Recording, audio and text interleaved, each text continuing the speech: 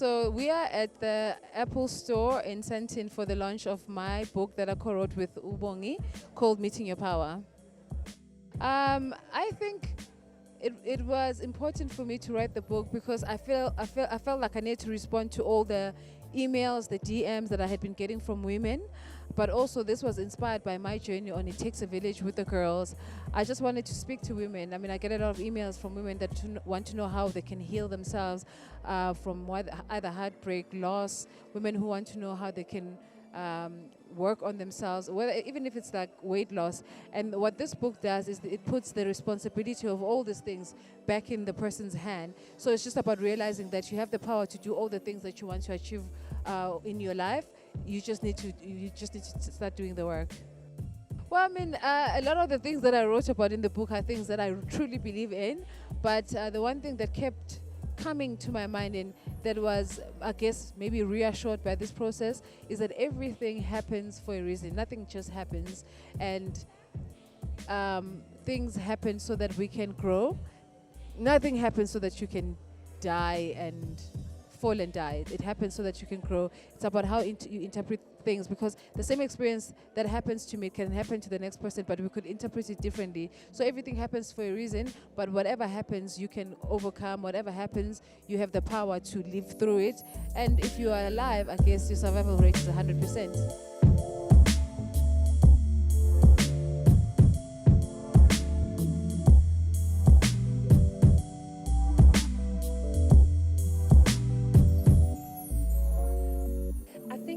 A gradual move from having worked together on It Takes a Village.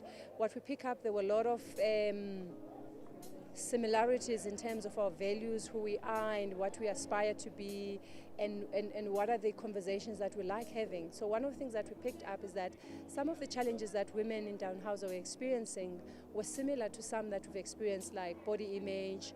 And we felt that, if we could write a book, we can reach more women in South Africa than just relying only on a show or some blogs that we do every now and then. The process was a 12-month process, very intense in the sense that we would meet regularly to discuss and have conversations about the book, what is it that we want to put in. So it started with, our first meeting was discussing the format, the strategy of the book, how we're going to structure the book together, what are the areas that we want to cover. I mean, we brainstorm about the challenges that women experience in South Africa that we could relate to as well as women. And then from that, we created the chapters.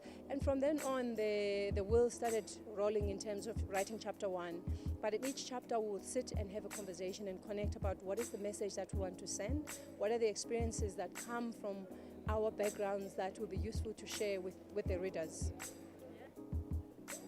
The most challenging, there were two. So the other one I think was more about my mind, where it was sitting at. But the most challenging or the most impactful one was the one about adversity. Yeah, I had moments where I had tears. And yeah, it was hard because you were sharing how you felt, and it was hard because you were realizing the power of adversity in our lives, how it can transform us to be better, or how it can keep us trapped into reliving the agony of whatever might have happened in your life.